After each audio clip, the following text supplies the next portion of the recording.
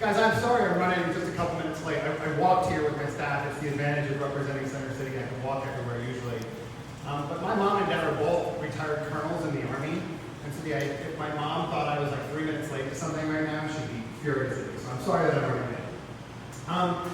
So my understanding is that we've got time to take questions throughout all of this. I'm going to talk to you guys for a little while just about my background, kind of who I am, but don't let me run on. I'm both a lawyer and a legislator. I could talk for hours and hours and hours on end. If you have a question for me in the middle of this, interrupt me. I'd much rather be answering questions that you guys have than just hoping and touching on things that are important to you. So, I mean, I'd much prefer dialogue than just a presentation, but I will at least start by giving you my background, sort of what I do and why I do it. You heard from my intro that I represent the district that we're all in, well, that we're not in right now. I represent, for the most part, Center City. What's unusual about that, aside from the gay thing, which I'll get to in a minute, is that I'm not from Philadelphia. I have learned that I think in the last 40 years, almost every single legislator in this state or in this city was either born here or educated here. And I was neither. I moved here after I graduated from graduate school. So the background, I mean, you heard me reference it. My parents are both retired colonels in the Army. They met in Vietnam and got married right afterward. And then like Army people, they kind of planned their children every 4 years. And so I have an older brother. I have a twin brother. My twin brother works for NASA in Florida, which is really cool. And I have a younger sister who now lives on the West Coast. And none of my family is from Philadelphia.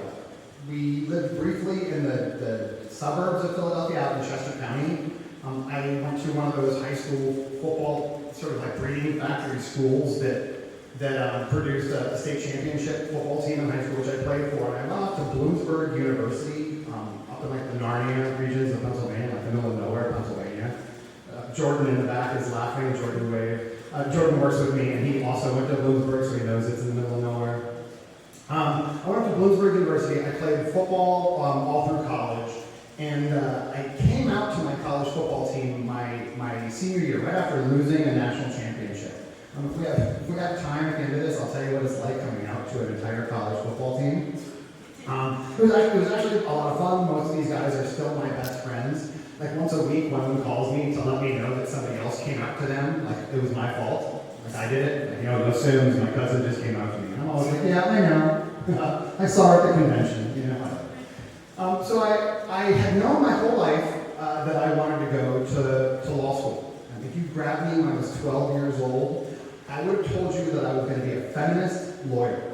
Most of my life as a young person, that was the single job that I thought that I was going to do in this world, was I was going to be a feminist lawyer. In part because I had a really powerful mom. You know, on every single base I ever lived on as a kid, my mom was usually the highest ranking woman officer. And that was really unusual. Almost all of my friends, their dad was a soldier, an officer, and their mom was a teacher or a homemaker, but rarely also in the military. And so while I didn't exactly know how tough my mom's journey must have been as an Army officer, I did know what equality in my household looked like, and I knew very quickly how to spot inequality, especially when it came to gender around me. I was always very quick to notice when boys were bullying girls in my school, and it was one of those things where I knew I kind of wanted to make a career out of it. When I got older, when I came out of the closet, I really began to realize that most of, if not almost all of, the messaging that I had learned and heard and tried to repeat about inequality, about injustice, also applied to me as an LGBTQ person. I carry around all the massive privileges of waking up every day in a skin color that I didn't choose, that I didn't have any control over, and that too many people in this world think that I get a pass in certain situations because. And I was always sort of hyper aware of that, but as a gay guy, I was trying to figure out sort of my own voice in equality for a long time.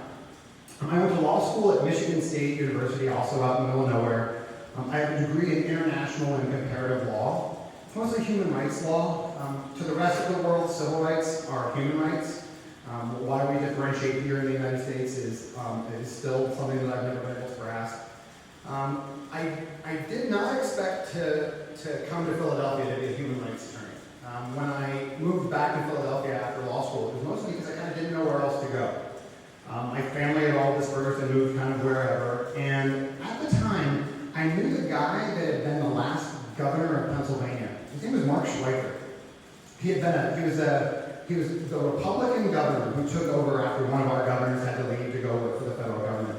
And the only reason I knew him is because he had also been the captain of my college's football team like 20 years earlier. And so I always got stuck at banquets sitting next to this guy, and when I was leaving law school, I thought, all right, I know this guy, he had this good job, that's gotta help. And I picked Philadelphia to come practice, and that was really why. I did not get that meeting with him. I now know him decently well. I think the first year or two, I tried to have a meeting with this guy in hopes it would get me a job. It never really did, and I worked in a bunch of different jobs in Philadelphia before I became a disability attorney. And I spent a couple of years doing disability work, suing insurance companies that didn't want to pay people their insurance benefits. And then I got roped into Equality Pennsylvania. Every single state in the country has an equality organization, an LGBTQ organization that's pushing for our collective rights. Most of them are called Equality, whatever that state is, Equality Ohio, Equality Virginia. New York's is different, it's Empire Pride. New Jersey's is Garden State Equality, but ours is Equality Pennsylvania. And almost 10 years ago, I took over Equality Pennsylvania. I was working at the Bar Association, I was a lawyer in the city, and the organization just wasn't doing very well, and as I guess you guys probably, most of you know, Pennsylvania doesn't have now, and certainly didn't have then, any statewide LGBTQ civil rights other than marriage equality, which we got through the courts. And so the spectrum for me of LGBT civil rights, non-discrimination laws, which in our state cover housing, employment, and public accommodations, anti-bullying laws, a ban on conversion abuse. I will never call it conversion therapy. There's nothing therapeutic about it. Conversion abuse is psychological abuse that is still legal in a state like this. And yes, marriage equality is on the spectrum, although I think there were a lot of people that felt like once we passed marriage equality, everything else would just sort of fall into place. And I think it's ridiculous to think that just because a person can get married, if they can get fired the next day for it, or if they can get beat up in the street because of it, what was the point? And so I'm glad for marriage equality. For me, it was the first step, not a last step. There's no such thing as trickle-down civil rights. I think that's what a lot of people thought marriage equality was going to be. I never in a million years thought I was going to run for office. It just wasn't on when I planned out what my future was going to look like or the things that I wanted to do. Running for office wasn't one of them. In part because I'm not really from anywhere. I'm from a little bit of everywhere, and I'd always thought if you were going to run for office in a place, you had to have been born there, had been there your entire life in order to convince people that you could do a good job for them. It was because of that I started spending time trying to find other people that were out to run for office in Pennsylvania. We were the second largest state in America that had never elected anybody openly LGBTQ. And that's why our rights were such a wreck. And so there was a woman out in Coatesville, Pennsylvania named Fern Kaufman. She was a doctor. She ran 2 elections in a row. She lost both times by very small margins. And I was working with a group of people out in Pittsburgh. I was doing some progressive training. And a bunch of my friends sat me down on this break and said, you are the person you are looking for. You've been trying to find somebody to run for office that can pursue an agenda of LGBTQ equality, and you're the person that would do that. And I pushed back a little bit for a while. I pushed back about not being from Philadelphia. I pushed back on this idea that there are too many people around the state that have been embedded in this type of work that we could run. And when it was all said and done, I still decided to do it. The person that I beat was probably the most LGBTQ-friendly legislator in the state. I'm going to say that up front. I was 8 years old when she was elected to office, though. And in that entire time, had never managed to pass even one iota of a pro-LGBT piece of legislation, let alone, I think, even softening some of the anti-LGBT negativity that was coming at us. And so I knew her pretty well, and I went with her, and I went to meet with her, and I told her I was going to run against her. She had a whole bunch of very choice words that I'm not allowed to use in front of any of you. But this I think she was 72 years old at the time, this 72-year-old woman gave me like the tongue lashing of my life. I called my mom afterward and told her, and I think my mom even like appreciated how nasty this tongue lashing was. when she was done, I told her that I was going to run the largest, cleanest, healthiest race in the district's history, and I was going to beat her because of it. And I did. I ran for the next 10 months. I left my full-time job to do it, and I won by 233 votes. I'll never forget that number. When you win by a really big margin, which I've done since then a couple of times, you feel like it's all about you. The ego of that is a little too much. And you think, I'm so great, and yada, yada, yada, and they voted for me. When you win by a small margin, which I've also done now a bunch of times, you do that because of everybody else. I can think of 20 people in my life that probably got me 233 votes. I can think of hundreds of people who were supportive of me that probably pushed me over that edge. And so it's a very grateful sort of thing you come away with in a small win, and that's what my first one was. I told my district I was going to treat politics slightly different than it had been treated before me. I'm a Democrat. I'm a raging Democrat. I can't stand most of what the Democratic Party in this city and what the Democratic Party in this state has done to what I consider to be traditional Democratic values. There are a couple of things that I will never back down from. When you study and understand racial and ethnic justice, when you study and understand women's and reproductive rights and LGBTQ rights and nutritional justice and immigrants' rights, it's almost impossible then to back away from those things when you have the opportunity to impact them in a policy way. And so that's sort of how I try to do my job. I hate making people have to use their own identity as the currency from which they're trying to buy rights. This happens all the time. We see people do it all the time. I have to share my story as an LGBTQ person. I have to talk about being a gay guy all the time in order to try to convince somebody that opposes me to have just an iota of empathy, to begin to understand me, to then maybe possibly not oppose my rights. That's the math. And that math sucks. I hate that. I hate constantly having to try to talk about my life in a way that somebody who opposes me can finally find something to latch onto, that maybe they'll hate me less and so they'll allow me to advance our rights. I hate it.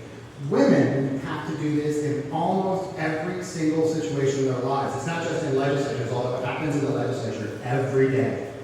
This year alone, I've had to listen to my women colleagues talk about their abortions. I've had to hear them have to talk about high-risk pregnancies and losing children. I've had to listen to them talk about what it's like to raise high-needs kids and special needs kids.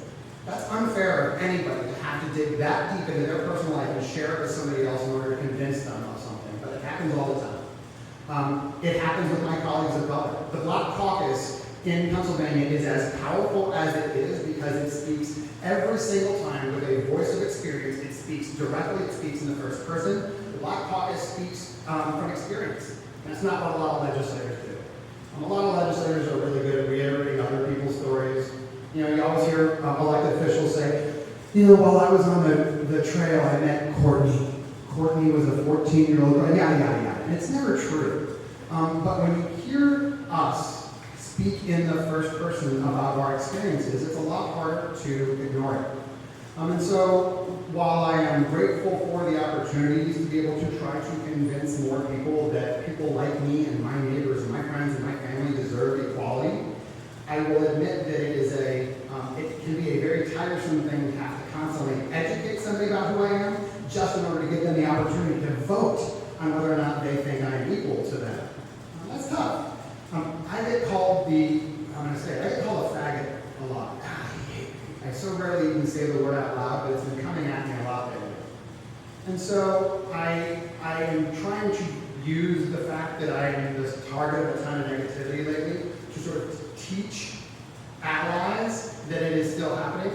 One of the big problems we're having in equality right now is there are a lot of straight allies that just because they don't see as much homophobia anymore, they think it's not there. I will tell you, ask the average trans woman in America about discrimination, and you could get a 24-hour story.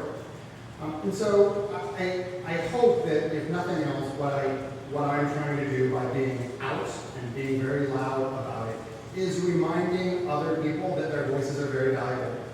In LGBT equality, the most valuable voice is a straight voice. I hate saying that, but it is very true. When the march towards LGBT civil rights is finally won, it will be won because our straight allies, of which which there are many times more of you than there are of us, step up and sort of rise up with us and ally yourself with us. But until then, it's sort of our job to ask for it and to remind people why it is so important, to tell our stories as well. So Jordan in back is telling me to cut it because I've been talking too long.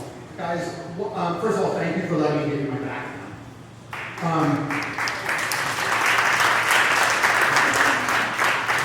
How much time do I have for questions? All the time we need. Shoot, what do you got? Good morning, my name is Jasmine. My question is, what protections against discrimination do you think should be put in place for transgender service people that are still in armed forces now? Thank you, Jasmine, for asking that question. I have the honor of knowing a whole bunch of transgender service members. Because my parents are military, I think I've always tried to focus on those that are in public service. I think the military is certainly an area of public service. And what I know about trans people that join the military, being a trans person in this country is a massive uphill battle. There's not a place in this country where I think a trans person walks into a room generally and is welcome with open arms. That just doesn't happen enough in this world. And of all the places where I think it probably rarely happens, it's the military. So you take somebody that has decided their want to serve our country is more important to them than the BS that they're going to put up with from people around them who don't like them, who don't want them to do it. I think trans people who serve in the military are some of the most courageous and the most powerful trans people in my life. And so this idea now that the president doesn't think that trans people should be serving in the military is ridiculous. And I'll just give you a couple of different reasons why. The first argument is that it is too expensive, and that is a ridiculous argument, by the way. The percentage of the military's budget that has anything to do with transgender services is a fraction of a fraction of a fraction. It's a fraction of how much the Army spends on Viagra. Think about that for a second. The Army itself, the military, spends millions of dollars on Viagra every year, but won't pay for a small portion of soldiers serving this country getting life-affirming surgery. I've never understood that whatsoever. I think that what we're seeing is just pure transphobia, and I think part of the reason it's directed at trans people is because they tend to be some of the best among us in advocacy. When you look at the LGBTQ civil rights movement, among the shining stars, among the most effective advocates, are trans people in our movement. And so I think the reason he's not attacking gay guys in the military right now is frankly because of the power that trans people are bringing to the movement right now. And so the protections are really simple. Nobody serving the federal government should be subject to discrimination because they are LGBTQ. Anybody serving the federal government who has health care, as all those that do, should have health coverage that includes both care for and surgery for, if necessary, for the gender affirmation or confirmation surgery. It's just that simple. It's not a, laws are really complicated. This is not one of those complicated areas. We could do it tomorrow. The president could put out a tweet right now, unfortunately, but that would fix this entire scenario. It's a simple thing to do. It's just not happening because of transphobia. My question is, violence against the transgender community, particularly women of color, has increased steadily. What are you doing to help prevent violence against the transgender community in our city, specifically transgender women of color? Thank you for the question. DeVeo or Nevada? Nevada, thank you for the question. We're going to start with a couple of different things. So we talked about the spectrum of civil rights in Pennsylvania. I, for now 7 years into continuing to reintroduce a huge portion of the LGBT non-discrimination bills. I chair the LGBT caucus in the State House.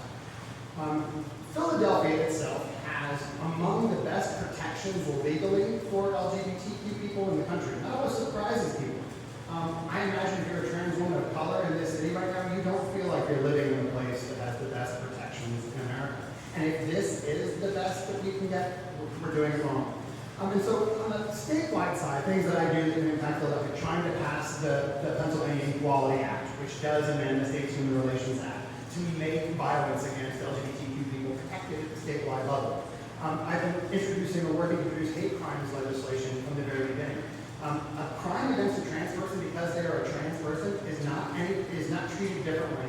It's not treated like a racial incident. It's not treated like a gender-specific crime in the state. It's not included in our hate crimes legislation. That's just plain wrong. Locally, it's slightly different because we already have these laws in place, and yet we know oftentimes they're not working enough. A lot of it is about training, trying to work to train police forces. I just had a meeting with SEPTA because of an LGBTQ incident that happened on a SEPTA bus or a SEPTA train, and the guy who's managing the incident had absolutely no understanding of what LGBTQ people are, what we're subject to, and trying to make sure that they're educated enough to know how to respond to us. The last thing is maybe the most important thing, is the thing that white guys are the worst at. Is trying to lift up other people's voices. White men especially, it's not that all people do this, but white men especially, we can center ourselves in our allyism often. Like, look how great an ally I am. And being somebody that supports other people can become this whole identity that you then want, that you feel like you deserve to be proud of. And that's tough. Like, you want everyone to support you, and if one of the ways they're going to do that is to center themselves in it, like, is that okay? It's generally not. And so there's this idea, if you're going to be an ally, as an ally, you are only allowed to stand in front of the person that you are allying yourself with when they ask for it. It's usually to dodge some bullets, to take some shots for them. Generally, you need to stand alongside them and offer guidance and support when asked, or stand behind them to urge them and push them and support them when asked. And so for me, one of the things I'm trying to do with my advocacy of late is to not talk about the people I'm advocating for, but to give them the mic and let them talk about themselves. We just had Transgender Day of Visibility recently, and I have the benefit of having the largest social media of any legislator in the state. And I turned all my social media over to 2 trans people, a trans woman of color and a trans man who's running for judge, in the hopes that they would do a better job, in the hopes, in the knowledge that they would do a better job speaking in the first person about their lives, their challenges, their successes, their victories, all of it, than I would ever do reiterating it. And so I'm trying, as I hope most of us are in our allyism, to become better allies by what they say, don't give a voice to the voiceless, give them a microphone. I'm trying to do more of that. My name is Rashay. My question is, if we had absolute power to install one piece of legislation that will have a positive effect in the LGBTQ community, what would it be? Goosebumps. I really did. I've never been asked that question before. I've been in office for going on 8 years, and nobody's ever asked me that question.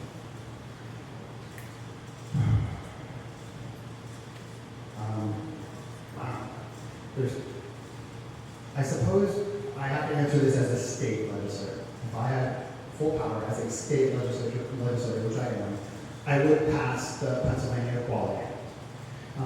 Every single state in the country and the federal government protects certain classes of people from certain types of discrimination.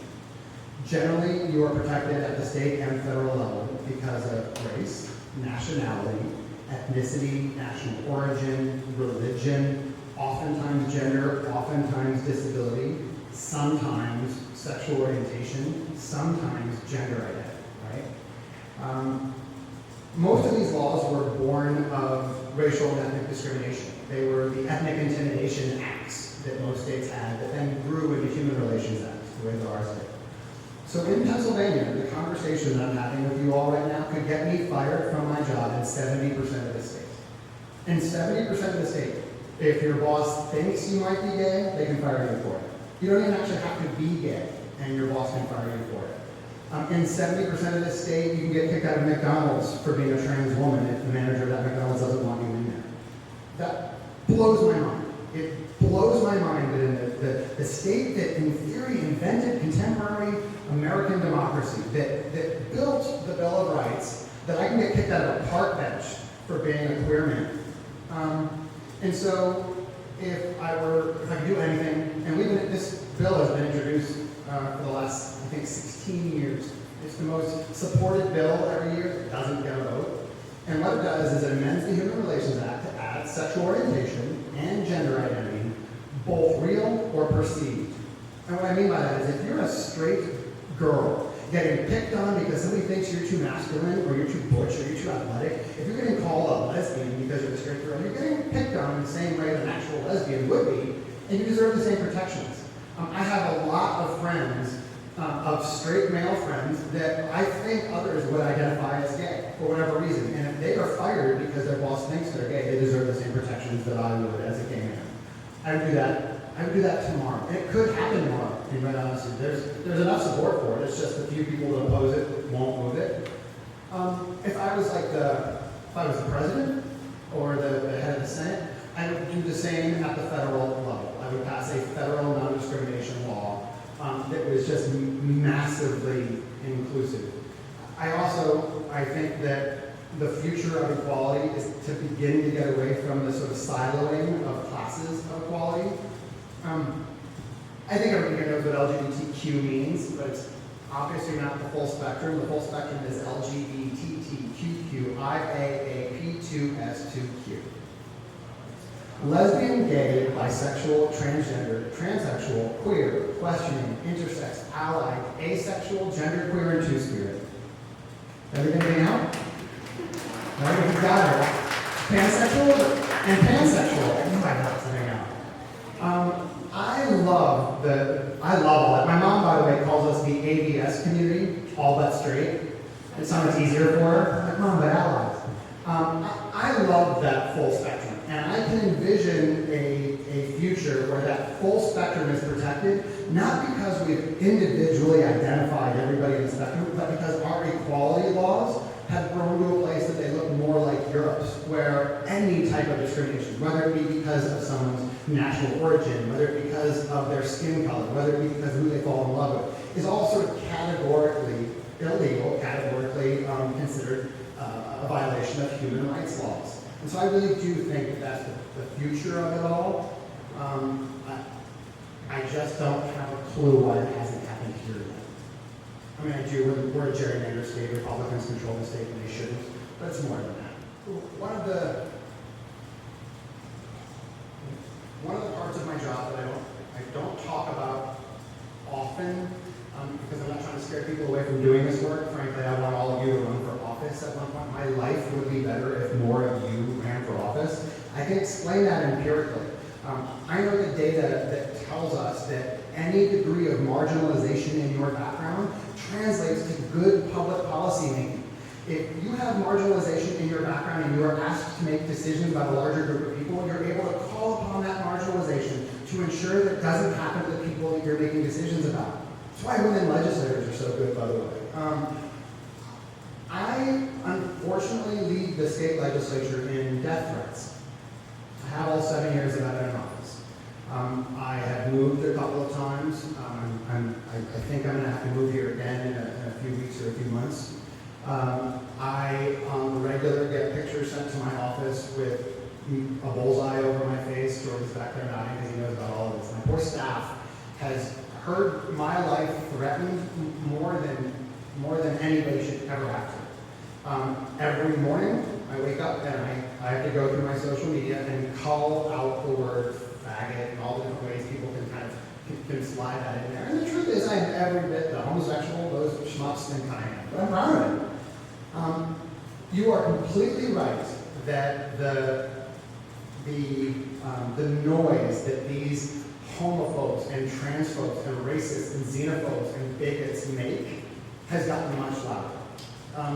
It's like if you have a terrible myopic worldview and you're a jerk, you got permission to be as loud as you wanted to be this year, thinking that it will make you successful, but it's not.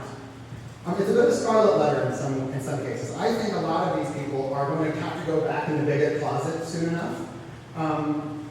These values are as traditional American values as our good values are, and I don't want to minimize that. But we were gaining in almost all measurable ways in civil rights across the United States during the Obama era, during those 8 years. There are a couple of places where things were still terrible. We were finally putting a spotlight on areas and learning how bad they were, but we were gaining. 3 million more people voted for a person I believe would have continued that agenda than the person who's in charge. And data tells us that when you have false control of a government, gerrymandered states that have one party in control that shouldn't be, like Pennsylvania, there's more Democrats in the state, but Republicans control the state. The data tells us that when you have false control of a decision-making body, you tend to be significantly more aggressive towards your agenda than if you had authentic control. And so I think what is about to happen is I think the homophobes and the transphobes and the bigots and the xenophobes and the racists of this country that have felt very empowered right now, I think they have felt very empowered because they know that they are the sort of last dying hand in America that we have fought really, really, really hard to put to bed. And I think over these next 2, 3, and 4 years, when the America that I know and that I was raised with and that is the majority in this country finally flexes this muscle of pissed off righteous indignation, what we're going to see is we're going to see that crowd shoved back into the closet and eventually die off. The best thing that's happening for equality right now in the world is Mother Nature. Mother Nature kills more bigots and births more people who will support equality every day than we'll ever be able to address. And that's happening. So for me, what I can do is I can talk about it as often as I can about some of the negativity that's coming. I, from time to time, will post a death threat. You guys ever want to see some bad spelling? Check out one of the death threats that I get. Ooh, it's like somebody was using their wrong hand and writing in cursive with a crayon. But I get some really gnarly, nasty things. And I share it from time to time. I want people to know what it looks like, but I also want people to know that I'm a hell of a lot stronger than that. And it doesn't deter me. And I think that when this era is over, this era of negativity is over, we're going to look back and recognize that it was the birth of America 2.0. Our country, since it was founded, has always belonged to white, money, commodity-owning interests. And it got us to this terrible point. And we're at a breaking point. I think everyone recognizes that. But the data and history tells us that when we win, what will come of this is the most engaged, the most representative democracy America has ever had. And so I'm super optimistic about this time period. As somebody who has to wake up and deal with the negativity and the scary stuff every single day, I still have a pretty wicked sense of optimism because I know that what is born of hardship and marginalization is empathy and understanding. And we're about to learn that as an entire culture, I think. Well, most people we have spoken to on this project have let us know the difficulty they have with coming out and the hardship they face, usually from friends, family, about their decision to do so. Representative Simmons, what would you share your story, and what would you say to people who are scared to share their story? I will tell you my coming out story. It's relatively quick. So I went to Bloomsburg on a football scholarship, and I was a starter on my football team by my sophomore year. I became an All-American football player. I played football around 300 pounds. I played about 100 pounds heavier than I am right now.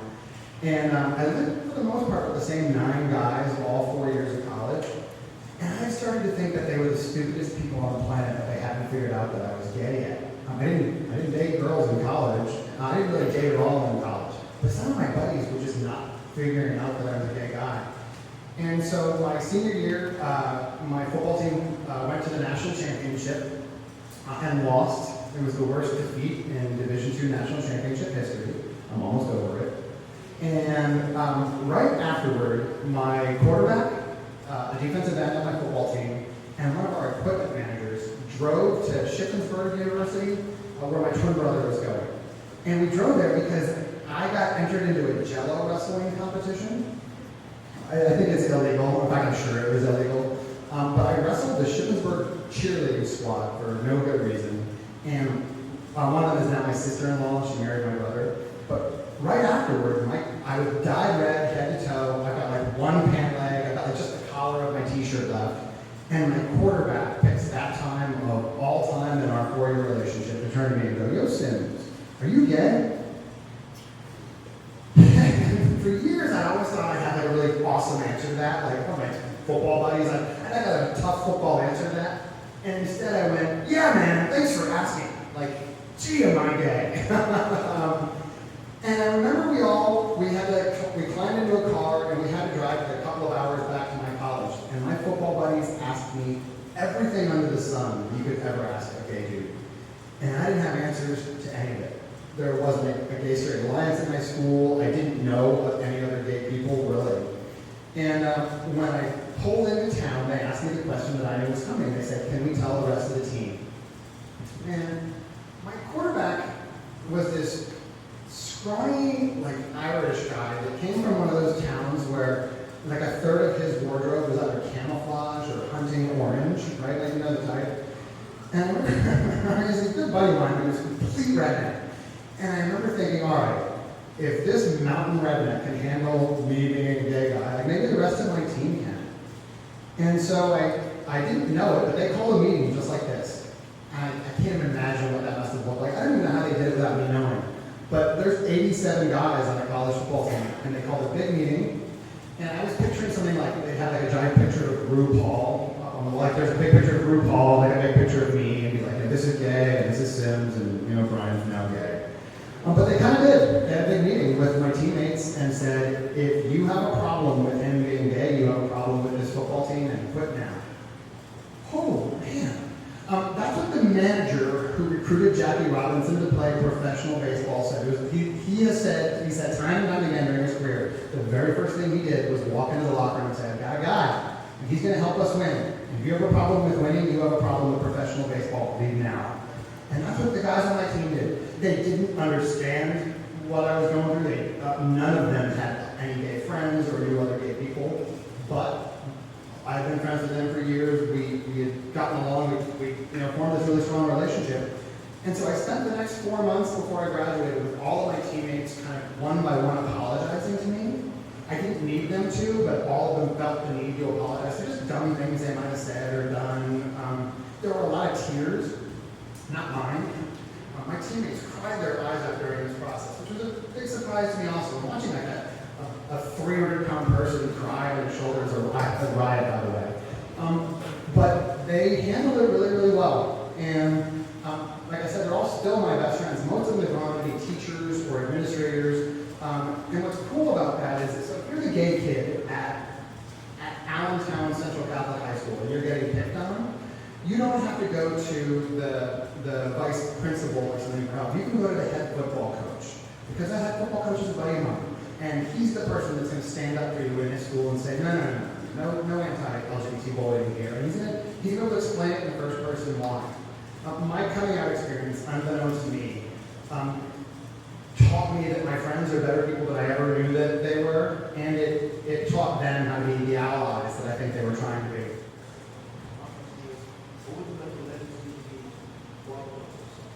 Say it one more time? What would you like your legacy to be called? Legacy.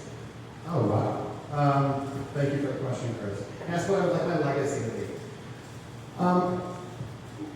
I told you earlier that I hate making people have to use their own identity points to fight for equality. I am, except, and it depends on where I'm at the time, except for being a gay man, I am in many ways the embodiment of every single privilege that all of my opponents have. I look just like one of my opponents from across the room.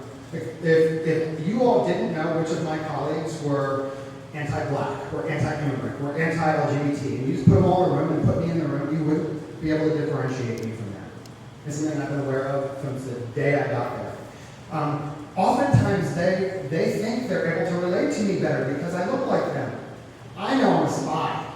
They think I'm like them so I can relate. It's the most insidious thing about privilege. The worst thing about privilege is that people who have it are more inclined to have that privilege challenged by other people who have the same privilege. That sucks. It means that for all of the things that I repeat that my women colleagues say about their own equality, unfortunately that guy that doesn't believe in it is going to hear it better from me because I'm also a guy. I try to explain this to white people all the time. A lot of white people don't understand what their role can be in racial and ethnic advocacy. It's pushing back against other white people. White people that are racist hear their racism when it's directed back at them better by other white people, and that also sucks. Any person of color in this country on any given day can give a better first-person account of how racism impacts this country than any white person. But that opponent of equality needs to hear it from other white people. So I hope my legacy is not requiring everyone around me to have to use their own identities for points and using my privilege to make sure that I'm speaking to the people who oppose us the most. Because they do. They look just like me. Thank you all.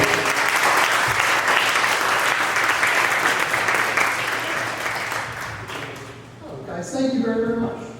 Super amazing. I want to give you all my cell phone number. Jordan hates that I do this, but I've had the same cell phone number since I was in my 20s. And whether it's internships or externships or jobs, or you're trying to reach out to somebody and they won't take your call, one of the silly advantages of my job is that everybody will take my call when I place it. And so if you're having a hard time reaching somebody or you want to do something, I want to be the person to help you do it. I'm going to say it out loud, I'll say it twice, and if you missed it, get it from somebody who got it, who has faster thumbs than you. My number is 215-266-4696. And I want you to use it. You don't need to have a fully developed idea of something. I'm a pretty good brainstormer too. If you need to jump on a phone and you've got questions or you need some help with something, or if there's something you didn't want to ask in front of everybody else, I got plenty of questions. I don't like asking in front of a crowd. If there's something you want to ask and you didn't get to do it here, shoot me a call or shoot me a text. It's what I want to be doing with my time. So guys, thank you all very much for having me.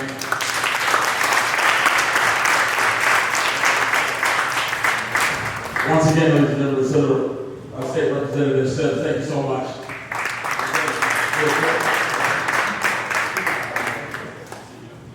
Thank you so much.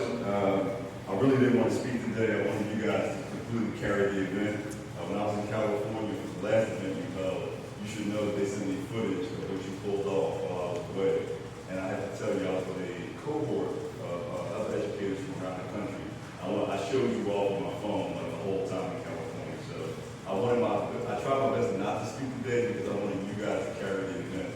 But I want to make sure we thank our esteemed guests. Incredible work. We appreciate you opening yourself up the way you did.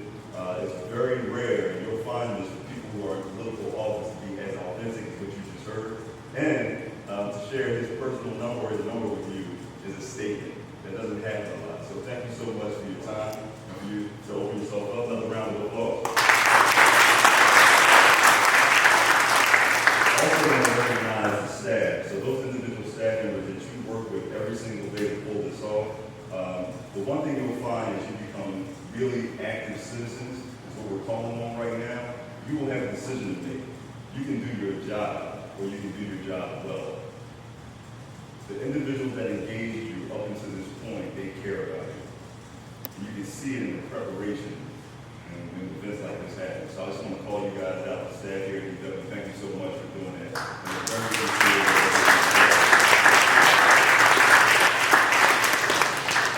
Please don't waste this moment. Don't waste this moment. Just like we talked about from the very beginning, the first day you were here, over here in this whole, right here, this whole section right here. Take advantage of these moments. Do not walk through life with your head down on a phone, passing through life. Remember we talked about that little bone that's starting to grow in your neck because you do this so much? You miss concert moments because you're trying to get the right IG picture. You just missed it. A great performance because you're trying to do this, get this right the whole time. Don't let that be what you do throughout your life.